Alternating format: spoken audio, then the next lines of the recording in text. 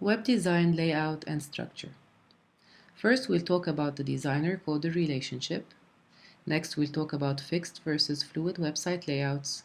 And finally, we'll talk about screen resolutions. Let's start with the designer-coder relationship. In the coming few slides, we are assuming that you are a web designer in a design agency and that you work with other people, including programmers who actually code websites. What you need to do is maintain a checklist of what to provide to the programmer. So a folder containing HTML, CSS, and images folder. The images folder will consist of each of the website's page designs. So this way the programmer can open the index.html in their browser and see the final design exactly as it needs to be implemented. So if you have a website called Design Factory, it's placed in a folder. This is what you provide with the HTML and the CSS file and the images folder. We are, again, just to remind you, assuming that it is not you coding the website.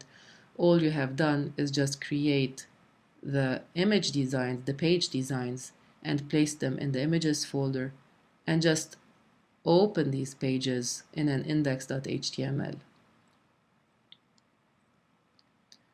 The second thing to provide to the programmer are the individual JPEGs or PNG images, like the logo, the specific images per page, icons, and so forth, because that's the role of the designer.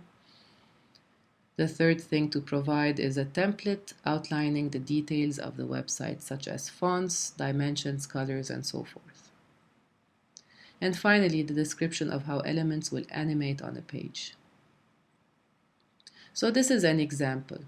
This is a website that I came up with like very quickly, just a quick design of a home page of a company that I made up called Design Factory and so on, pretending that this is a design studio that offers web design services, just to show you how the relationship happens. So if you were the designer and you are not the person who actually built the functionality of this website, even though in this class we do both.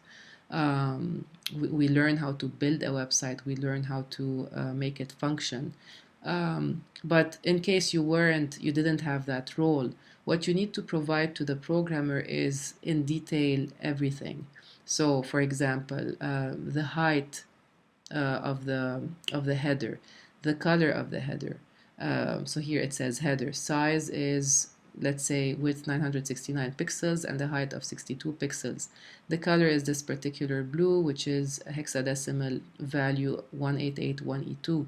Its location is at 0 distance from the top of the page, right above the content area, and so forth. There's a search area, and its width is so on and so forth.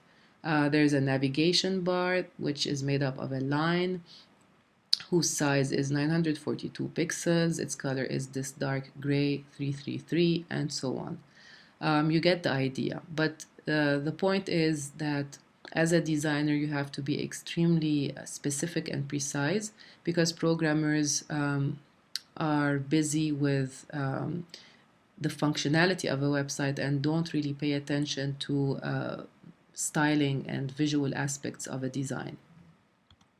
Again, the main page, the size is such and such. Its location is between the top of the image and bottom of the header, and so forth. There's a right sidebar that includes information like what the client name is, what the work is, the link that takes you to the actual website, and so forth. So the footer, again, which is a darker blue 093157, its location is just below the content area. The fonts that are being used are Arial and capitals, and so forth. Attributes of good website design. Less is more, like in everything else, less is more. We look at examples now. Avoid verbose text, nobody really reads a lot. Clear message, have a clear message in your design. Have an attractive design. have a good color coordination, consistent fonts, not more than 2 fonts in the whole website, consistent layout across the pages so that it looks like one whole entity, working links, and easy navigation. Let's look at some examples. I already have those open, and we'll also look at one poor example. But obviously you can go ahead and look at these links on your own later. I'll start with Skywire, which is a UK company. It's basically they specialize in the design and marketing of luxury styles, luxury brands, I mean.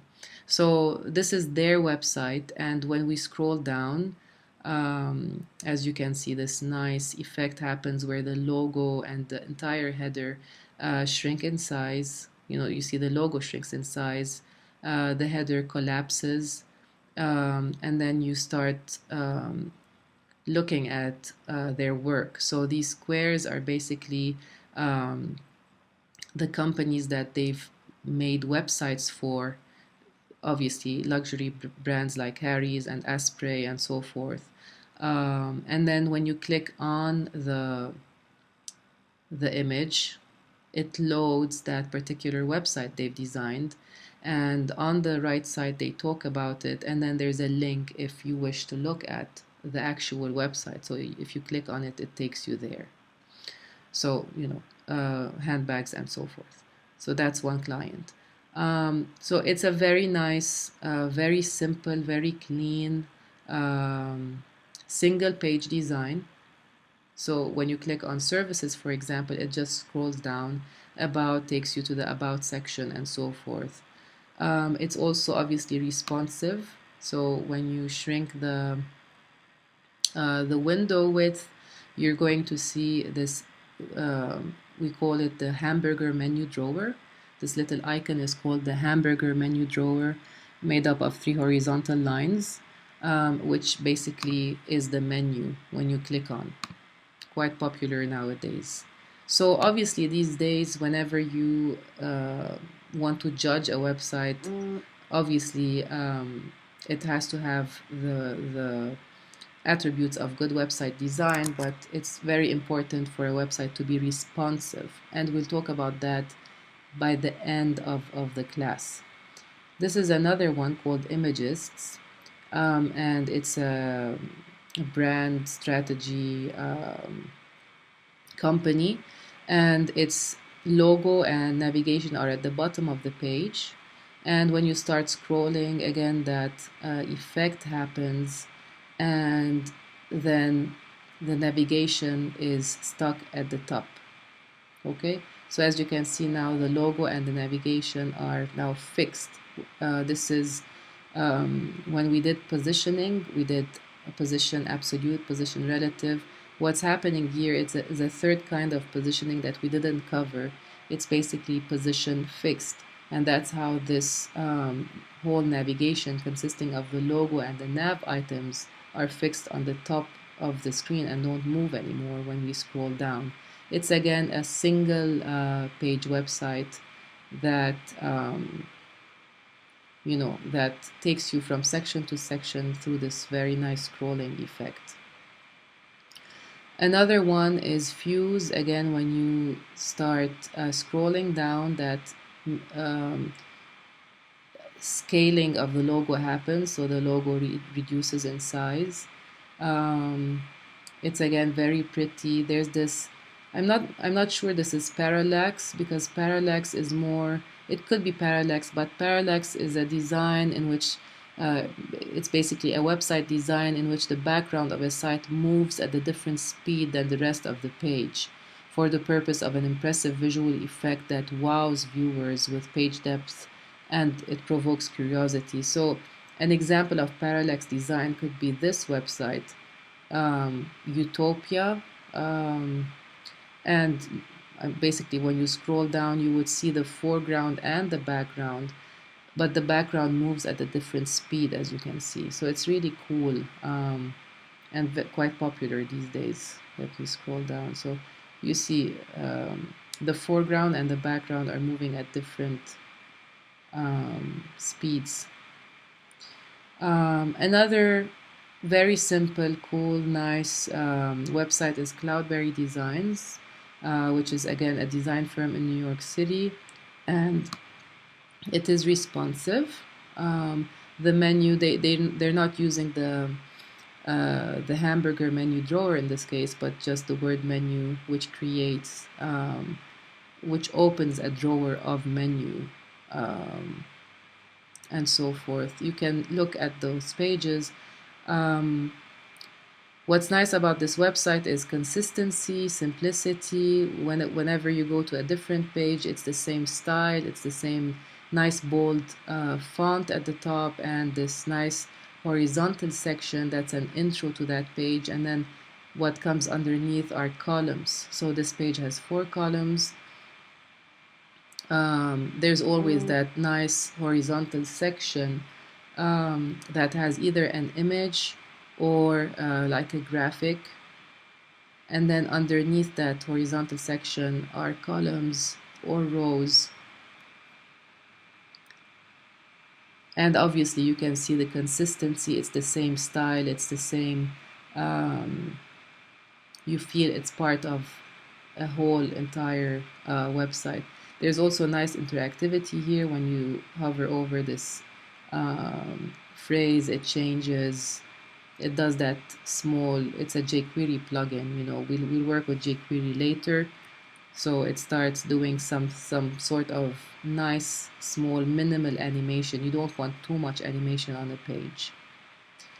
I showed you Skywire for a reason, because they have such good website designs that each of these is a piece of art. So if you want good inspiration, you can look at each of those. It's a collection of many websites. This last one is an example of a bad website design.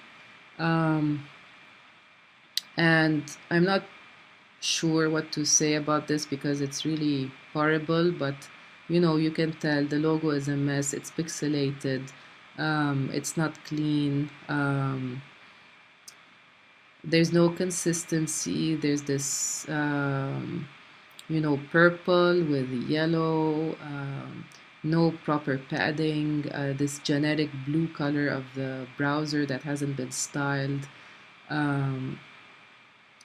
something exploding in the background with ugly button effects for the navigation, pixelated low resolution images, there's no properly studied methodology, style, plan to this website. It's just randomness all over the place.